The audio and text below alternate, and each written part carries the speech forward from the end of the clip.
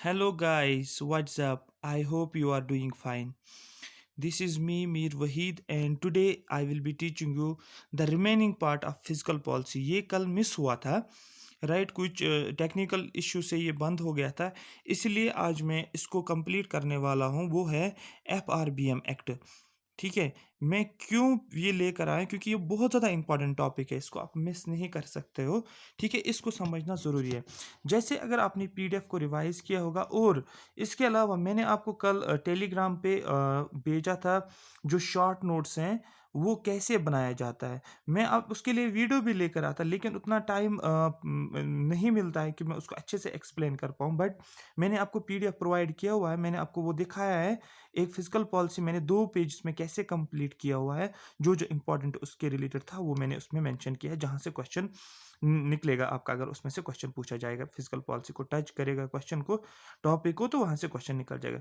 एक मैंने आपको भेजा था किसका, इन्फ्लेशन का, वो पूरा इन्फ्लेशन मैंने एक ही टॉपिक पे। अब आप देखो मैंने उस पर लिखा क्या है, मैंने सिर्फ कीवर्ड्स को ही मेंशन किया है। यहाँ पर मैं आपको दिखाता हूँ। जैसे कि ये स्क्रीन पे आप देख सकते हो, ये शॉर्ट नोट्स को मैंने किस तरीके से क्या किया है, ये कवर किया है, राइट? अब देखो मुझे क्या दिखाना है इसमें, थोड़ा सा 1 मिनट में ही दिखाऊंगा आपको। सबसे पहले जो है टॉपिक कौन सा है, physical policy meaning and methodology, right? जैसे ये है। अब इस फिजिकल पॉलिसी में करोगे कि आप सबसे पहले फिजिकल पॉलिसी का मतलब क्या होता है, बस इतना ही लिखना है इसमें। ठीक है, थोड़ा सा मतलब क्या होता है, कीवर्ड मैंने यहाँ पर लिखा है। जैसे मैंने यहाँ पर लिखा है deals with government expenditure and government revenue, बस इतना। उसके बाद deals with taxation and expenditure, ये भी मैंने लिखा है, ये 2 पॉइंट्स है। ठीक है, इससे ज़्यादा बिल्कुल भी नहीं लिखना है। उसके बाद कौन कौन से मेजर इंस्ट्रूमेंट फिजिकल पॉलिसी के क्या है, बजट की बात हम कर रहे हैं। ठीक है, टैक्सेशन है, public expenditure, public revenue, public debt, physical deficit जो होता है, ये पूरा इसमें आ जाता है। किसके अंदर आ जाता है ये? फिजिकल डेफिसिट के अंदर आता है। ये हो गया फिजिकल पॉलिसी को क्यों लाया गया, क्यों ऐसा है। ठीक है, ये हाँ इसमें है। उसके बाद मैंने केस देखा है, यहाँ पर 2 केसेस मैंने लिखा है यहाँ पर। ठीक है, एक क्या होता है, गवर्नमेंट रेस्यूज, गवर्नमेंट के रेस्यू ज़्यादा करता है, मतलब इसका इनकम ज़्यादा होता है एक्सपेंडिचर से, तो सरप्लस होता है। दूसरा क्या होता है, गवर्नमेंट का स्पेंडिंग ज़्यादा होता है एज कम्पेयर टू एक्सपेंडिचर, तो डेफिसिट आ जाता है। ठीक है, कैसे इस जो एडिशनल एक्सपेंडिचर जो होता है गवर्नमेंट का, उसको कैसे ये मीट करता है, इसको कैसे ये मतलब जो है फुलफिल कर पाता है, इसको मीट कैसे कर पाता है, जो एडिशनल एक्सपेंडिचर इसका, ये क्या करता है, ये बोरो करता है। ठीक है, मैंने कल बताया था आपको, गवर्नमेंट बोरोइंग्स करता है। ठीक है, डोमेस्टिक या फॉरेन सोर्सेज है, जिसको बोलते हैं हम डेफिसिट फाइनेंसिंग, मैंने लिखा है इसको। ठीक है, उसके बाद क्या करता है, ये फॉरेन एक्सचेंज रिजर्व से लेकर आता है।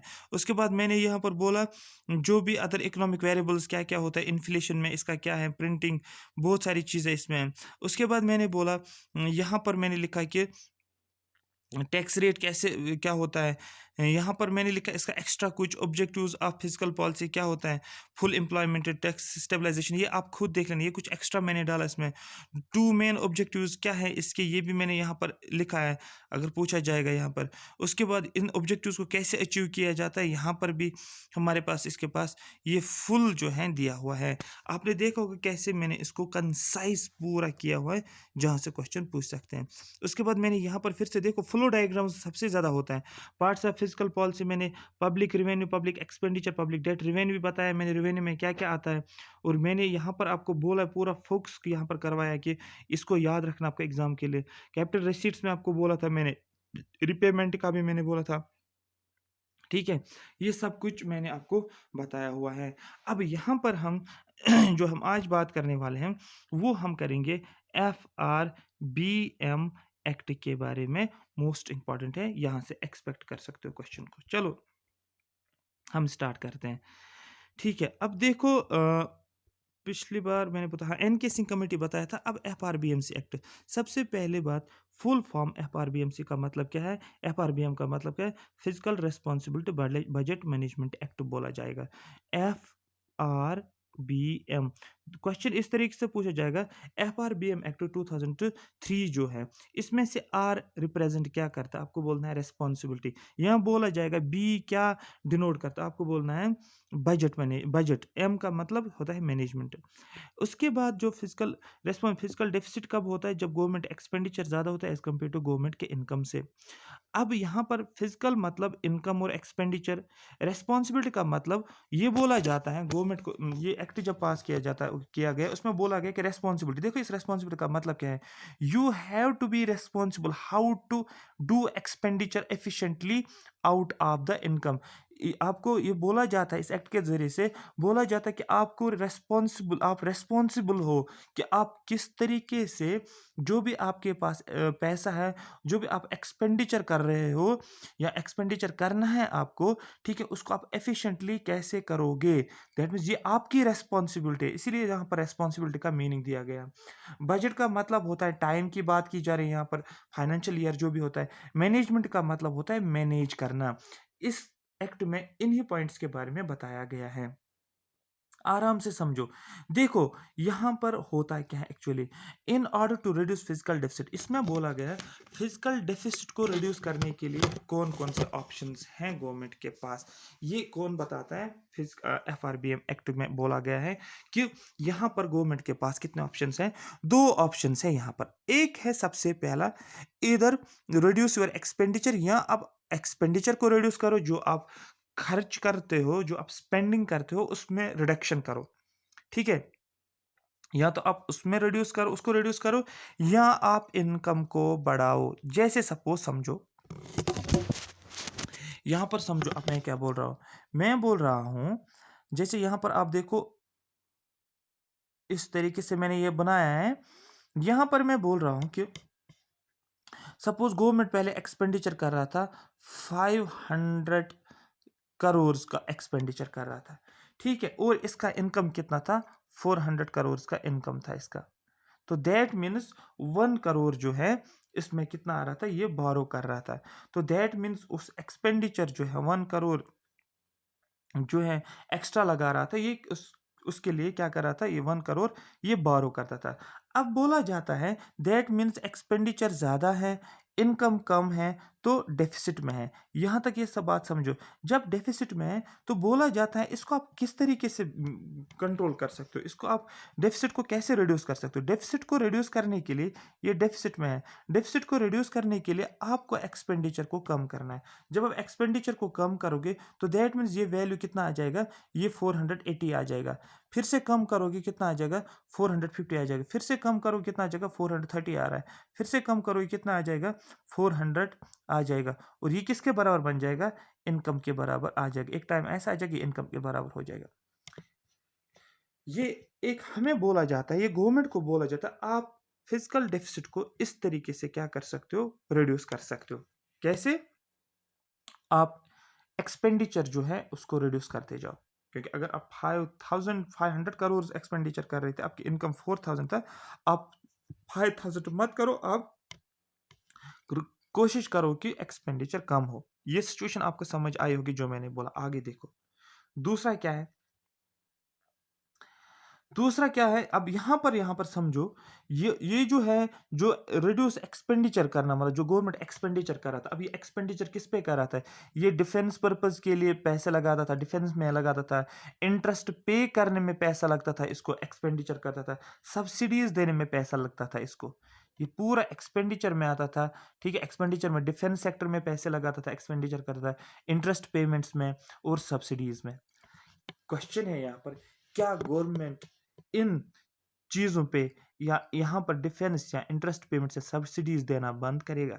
क्या जहाँ से इसने लोन लिया गवर्नमेंट ने बैंक से, क्या बैंक को ये लोन प्रोवाइड नहीं करेगा।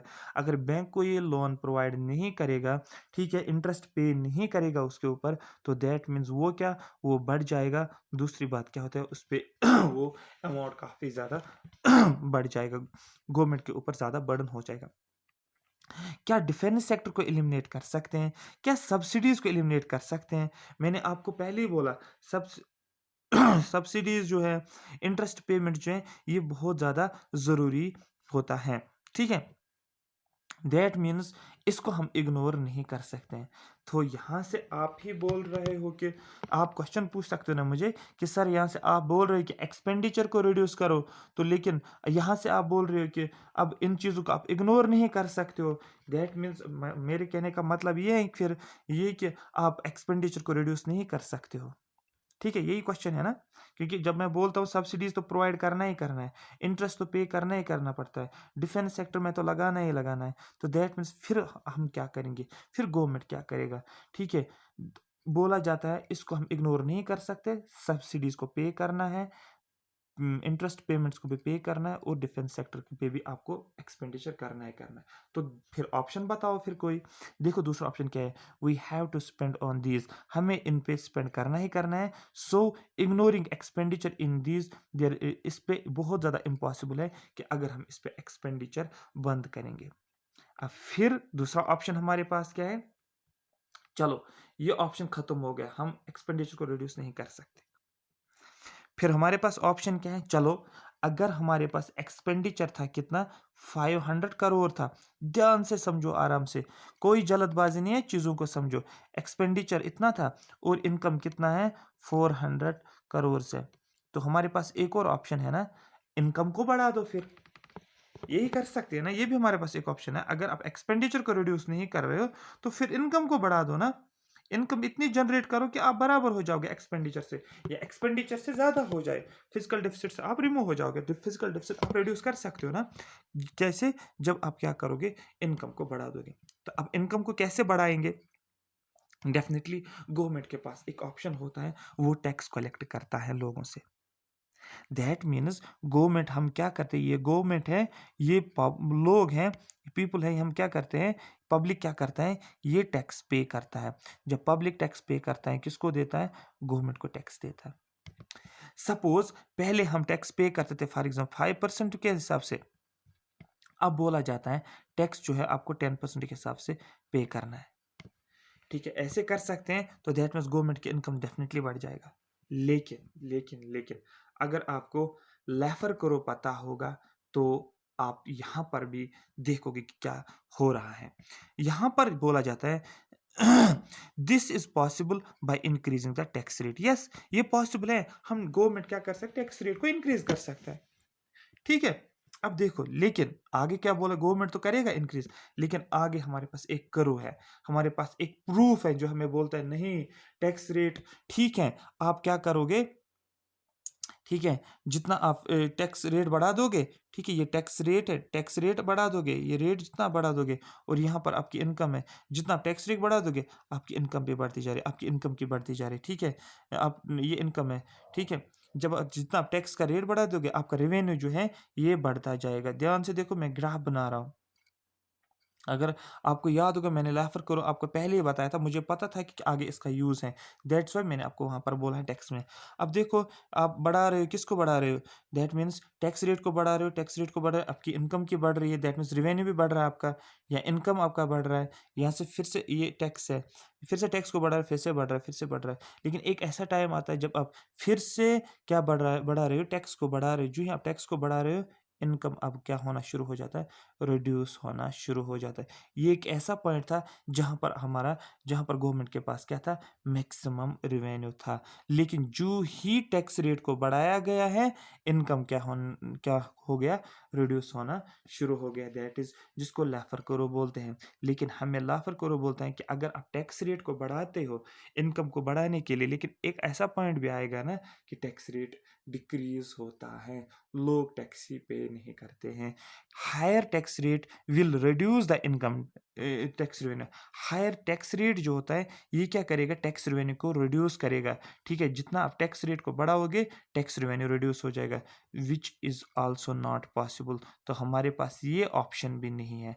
कौन सा ऑप्शन भी नहीं है हमारे पास, कि अगर हम इनकम को भी बढ़ाएंगे।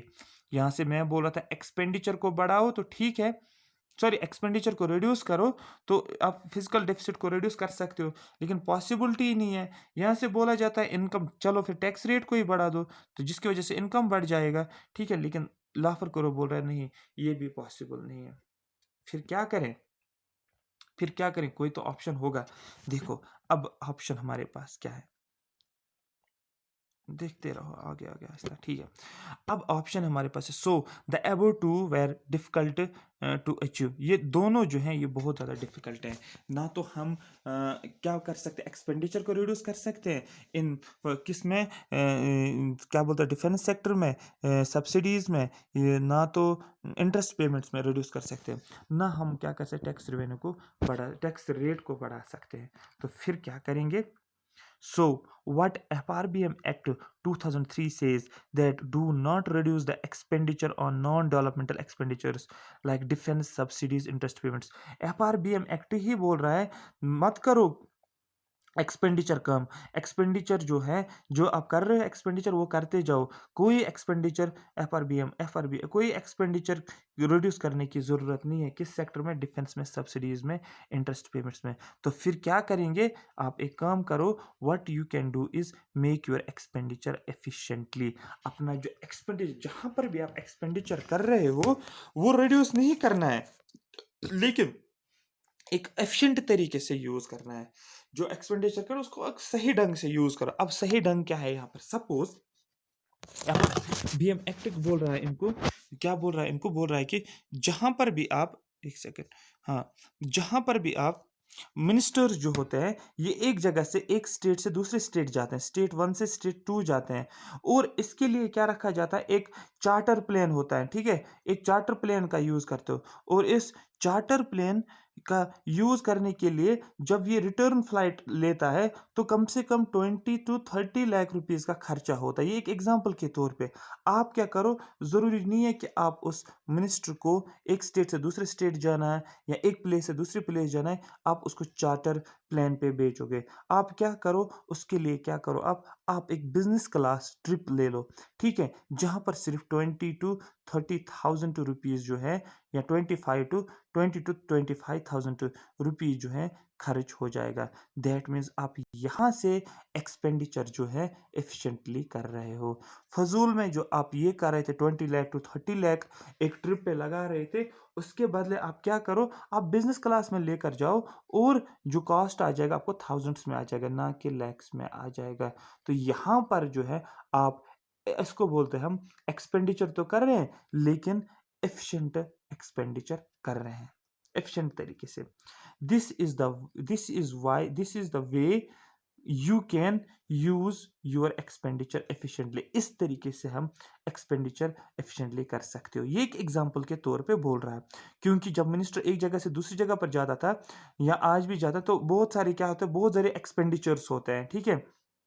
एफआरबीएम एक्ट बोल रहे हैं कोई ज़रूरत नहीं कि डिफेंस में आप एक्सपेंडिचर को रिड्यूस करो, कोई ज़रूरत नहीं कि सब्सिडीज़ को आप रिड्यूस करो, कोई ज़रूरत नहीं कि आप इंटरेस्ट पेमेंट नहीं दे दोगे, वहाँ पर उसको वैसे ही का वैसे रखो। लेकिन जहाँ पर आपको लग रहा है कि आप एफिशिएंटली यूज़ कर सकते हो, आप करो। एक एग्जाम्पल के तौर पे उसने क्या बोला है, उसने बोला कि आप क्या करो, इस पे जो ट्रिप आप करते हो चार्टर प्लान पे, जहाँ पर 20 to 30 लाख का खर्चा होता है, वही आप बिजनेस क्लास पे लगा लो, 20 to 30 थाउजेंड खर्चा आ जाएगा सिर्फ आपको। As FRBM Act 2003 was introduced in 2003, so the government maintained a target of reducing fiscal deficit। ठीक है, FRBM Act जो है इसको इंट्रोड्यूस कब किया गया? 2003 में। क्वेश्चन आएगा कि FRBM Act को इंट्रोड्यूस कब किया गया, आपको टिक करना है, एसएसबी के एग्जाम में 2003 में। सो गवर्नमेंट मेंटेन ए टारगेट, तो गवर्नमेंट ने क्या किया, उसने एक टारगेट रखा। टारगेट क्या रखा? उसने बोला कि फिजिकल डेफिसिट को रिड्यूस करना है, ठीक है, लेकिन किसके बेस पे? टारगेट के रखने के बाद। टारगेट उसने रखा है कि अगर अभी फिजिकल डेफिसिट कितना है, सपोज 5% फिजिकल डेफिसिट है, इसको हम क्या करेंगे, 2 साल के अंदर अंदर 3% में लेकर जाएंगे, 5 साल के अंदर अंदर 1% पे लेकर आएंगे। तो इसका मतलब टारगेट रखना है। So the government maintain the target to reduce the fiscal deficit, but they did not achieve it in 2007 और 2008 में। लेकिन जो गवर्नमेंट ने टारगेट रखा था कि फिजिकल डेफिसिट को क्या करेंगे, रिड्यूस करेंगे, लेकिन जब 2007 और 2008 आया, वो टारगेट ही अचीव नहीं हुआ। क्वेश्चन यहाँ पर राइज होता है कि टारगेट अचीव क्यों नहीं हुआ? क्वेश्चन राइज होना चाहिए ना। क्वेश्चन तो राइज हो गया कि टारगेट अचीव क्यों नहीं हुआ। अगर गवर्नमेंट ने टारगेट बनाया कि एफआरबीएमसी सॉरी फिजिकल डेफिसिट को क्या करना है, रिड्यूस करना है, टारगेट रखा गया है, लेकिन जब क्या हुआ 2007 और 2008 का टाइम पीरियड आया, टारगेट अचीव नहीं हुआ। रीजन क्या है टारगेट अचीव क्यों नहीं हुआ? क्योंकि अगर आपको याद होगा 2005 में गवर्नमेंट ने एक स्कीम लॉन्च की है जिसको बोला जाता है मनरेगा, जिसको एमजी नरेगा बोला जाता है। एमजी नरेगा स्कीम को लॉन्च किया है गवर्नमेंट ने 2005 में किस एक्ट के जरिए से? नरेगा एक्ट ऑफ 2005 में इस एक्ट को पास किया गया है। तो दैट मीन्स इन 2-3 सालों में क्या किया गया है? पूरा एक्सपेंडिचर किया गया है मनरेगा में। अब मनरेगा क्या है ये स्कीम आपको पता होगा। इसमें more than 100 days of work दिया जाता है जो भी क्या होते हैं? हाउस होते हैं। ठीक है, किस सीजन में? लेन सीजन में। तो दैट मीन्स वर्कर्स को क्या पे किया? वेजेस देना पड़ा गवर्नमेंट को। ठीक है, खर्चा करना पड़ा गवर्नमेंट को इस स्कीम के ऊपर, और गवर्नमेंट का एक्सपेंडिचर जो है वो इंक्रीज होने लगा फिर से। कुछ बात समझ में आ रही है? तो दैट मीन्स यहाँ से वो बोल रहा है कि फिजिकल डेफिसिट को टारगेट करना है कि इसको क्या करें? रिड्यूस करें। लेकिन दूसरे साइड से यहाँ पर गवर्नमेंट ने क्या किया है? एक स्कीम लॉन्च की है जिसको बोलते हैं मनरेगा स्कीम, जिसको पास किया गया है एज पर नरेगा एक्ट 2005, और एक्सपेंडिचर फिर से क्या होने लगा? बढ़ता गया। आई होप यहाँ तक आपको ये चीज़ें कनेक्ट हो रही है। ठीक है, so what the government said after 3 to 4 years। अब गवर्नमेंट ने क्या जवाब दिया इसके बदले? गवर्नमेंट ने क्या रेस्पॉन्स दिया? गवर्नमेंट ने बोला जब FRBM एक्ट 2003 में लाया गया, फिर 2-3-4 सालों के बाद गवर्नमेंट ने इस एक्ट के बाद क्या बोला? उसने बोला हमने इस टारगेट को अचीव नहीं किया। ऐसे सीधे बोला टारगेट अचीव नहीं हुआ। रीज़न क्या दिया? रीज़न ये दिया कि गवर्नमेंट स्कीम लाई हमने, दैट मीन्स जो लाना था लोगों के वेलफेयर के लिए ज़रूरी था वो मनरेगा स्कीम, इसलिए उस पर एक्सपेंडिचर लगा तो टारगेट अचीव नहीं हुआ। ठीक है, क्योंकि गवर्नमेंट को भी जवाब देना होता है ना। जो अपोजिशन पार्टीज होती है उनको जवाब देना पड़ता है। जब क्वेश्चन आवर होता है तो वहां पर अपने पार्लियामेंट में पार्लियामेंट्री टर्म्स पढ़ा होगा, क्वेश्चन आवर होता है, वहां पर अपोजिशन पार्टीज मिनिस्टर्स को क्वेश्चन करते हैं और उनको फिर जवाब देना पड़ता है कि कहाँ पर आपने स्पेंड किया, किस तरीके से किया, क्या किया। तो दैट मीन्स वो इसने रीजन क्या बोला? उन्होंने बोला कि मनरेगा स्कीम को लॉन्च करने के बाद एक्सपेंडिचर बढ़ता गया, हमारा टारगेट अचीव नहीं हुआ। इसलिए क्या बोलते हैं कि पार्लियामेंट में अपोजिशन स्ट्रांग होनी चाहिए, सो दैट जो रूलिंग गवर्नमेंट होते हैं वो एफिशिएंटली तरीके से काम करते हैं। अदरवाइज जो रूलिंग गवर्नमेंट होते हैं स्ट्रांग अपोजिशन अगर उसका नहीं होगा तो रूलिंग गवर्नमेंट क्या करते हैं? अपनी मर्जी से जो मन में आता है वही करता है, as you can see in the Modi government, right. चलो आगे चलते हैं। ठीक है, so a committee was made headed by, एक कमेटी बनाई गई है। अब कमेटी बनाई गई है, so a committee was made headed by N K Singh. एक कमेटी बनाई गई है जिसको हेड किसने किया है? एन के सिंह ने। ही गेव सर्टन रिकमेंडेशंस, इसने कुछ रिकमेंडेशंस दिया है about how to achieve target to reduce expenditure. That is इसने बोला कि इसने कुछ रिकमेंडेशंस दिए। उस रिकमेंडेशंस में उसने ये बोला है कि हाँ, गवर्नमेंट को बोला है कि आप किस तरीके से टारगेट्स को अचीव कर सकते हो। किस टारगेट को अचीव करना है कि जो एक्सपेंडिचर है उसको रिड्यूस कैसे किया जाए, दैट मीन्स फिजिकल डेफिसिट को रिड्यूस कैसे किया जाए। तो यहाँ पर मैं आपको PDF में भेजूंगा कि एम के सिंह कमेटी के रिकमेंडेशंस क्या थी, आपको वो पढ़ना पड़ेगा। आई होप यहां तक आपको FRBMC एक्ट जो है ये अच्छे तरीके से समझ आया है कि क्या क्या हो रहा था, क्या सिचुएशन हुई थी, क्यों टारगेट अचीव नहीं हुआ, फिर उस टारगेट अचीव के बाद गवर्नमेंट ने रेस्पॉन्स क्या दिया, फिर उसके बाद क्या कौन सी कमेटी बिठाई गई थी?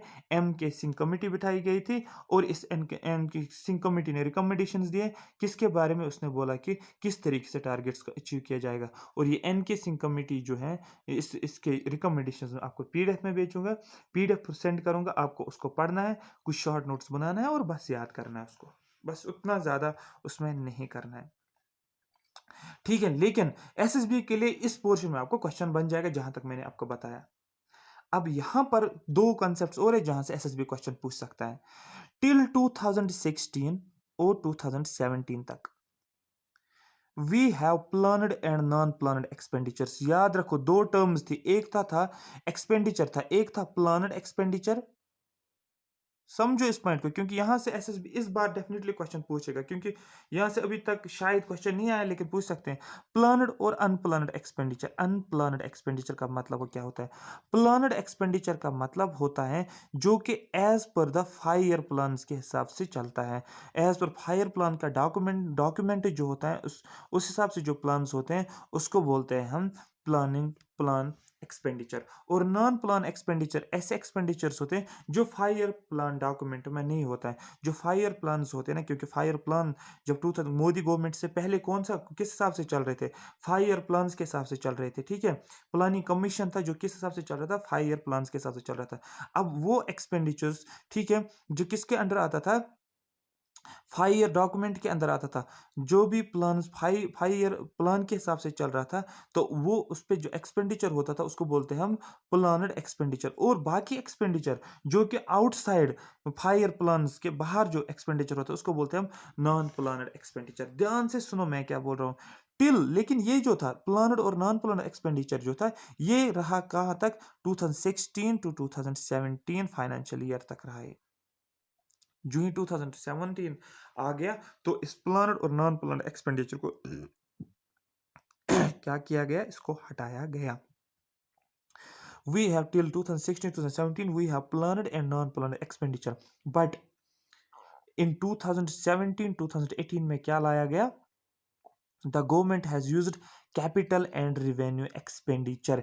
याद रखना, क्वेश्चन आएगा कि कैपिटल और रिवेन्यू एक्सपेंडिचर से कैपिटल एक्सपेंडिचर और जो रिवेन्यू एक्सपेंडिचर है, कैपिटल एक्सपेंडिचर और रिवेन्यू एक्सपेंडिचर ये कब आया है? आपको बोलना है इसको लाया गया है आफ्टर 2000, इसको लाया गया 2017 2018 फाइनेंशियल ईयर में। तो क्वेश्चन आएगा कि कैपिटल एक्सपेंडिचर और रिवेन्यू एक्सपेंडिचर से पहले फिर क्या था? आपको बोलना है प्लानड और नॉन प्लानड एक्सपेंडिचर था। ऐसा क्यों किया गया कि इसको लाया गया है? किसको? कैपिटल एक्सपेंडिचर और रिवेन्यू एक्सपेंडिचर को लाया गया, क्योंकि आपको पता है कि अभी क्या चल रहा है। अभी नीति आयोग का प्लान चल रहा है। In now we have NITI Aayog, and in NITI Aayog all the projects will be complete in 15 year target. तो नीति आयोग के जैसे प्लानिंग कमीशन का टारगेट क्या होता था? 5 साल प्लान थे। First 5 year plan, second 5 year plan, third 5 year plan, rolling plan, आपने पढ़ा होगा वो, ठीक है। लेकिन नीति आयोग के हिसाब से 5 ईयर प्लान नहीं है, 5 ईयर प्लान खत्म हो गया। जब मोदी गवर्नमेंट आया उसने क्या किया? 15 ईयर विजन जो है ये किसके अंडर है? ये नीति आयोग ने बताया 15 ईयर विजन। दैट मीन्स अब डेफिनेटली ये 15 ईयर टारगेट होगा, जो कि नीति आयोग हमें बताता है। इसका मतलब उन्होंने बोला अब जरूरी नहीं है, no need to plan, no need of planned and non planned expenditures. जो ही नीति आयोग आया उसने बोला कि अब टारगेट हमारा जो है 15 ईयर प्लान में है, 15 ईयर टारगेट प्लान है हमारा, ठीक है। अब प्लानड और नॉन प्लानड एक्सपेंडिचर को खत्म करेंगे। अब हम क्या किस पे जाएंगे? हम जाएंगे कैपिटल और रेवेन्यू एक्सपेंडिचर। तो किस को लाया गया? कैपिटल और रेवेन्यू एक्सपेंडिचर। इसको याद रखना है कि जो प्लान्ड और नॉन प्लान्ड एक्सपेंडिचर के बदले क्या आया है, आपको बोलना है कैपिटल और रेवेन्यू एक्सपेंडिचर। कब? 2017 2018 में। और टिल 2016 2017 तक क्या था? प्लान्ड और non planned expenditure. I hope यहां तक आपको ये पूरा समझ आया होगा, ठीक है। ज़्यादा से ज़्यादा लाइक करो, ज़्यादा से ज़्यादा शेयर करो, ठीक है। और कमेंट्स में मेंशन करो आपको ये फिजिकल पॉलिसी, आरबीआई और मॉनेटरी पॉलिसी का सेशन कैसे लगा। अब हमें सिलेबस को टाइम नहीं लगेगा, ये गारंटी है। अब हम चलेंगे फास्ट में नहीं बोलूँगा, आराम से हम चलेंगे, लेकिन अब टाइम नहीं लगेगा क्योंकि अब ब्रॉड टॉपिक्स नहीं है, टॉपिक्स बहुत शॉर्ट टॉपिक्स हैं। क्योंकि 1-2 लेक्चर में ज़्यादा से ज़्यादा अगर जाएंगे, मैक्सिमम 3 लेक्चर में एक टॉपिक हो जाएगा, और वो भी अच्छे कॉम्प्रहेंसिव तरीके से जहाँ जहाँ से क्वेश्चन पूछ सकते हैं, right. So thank you so much for watching me.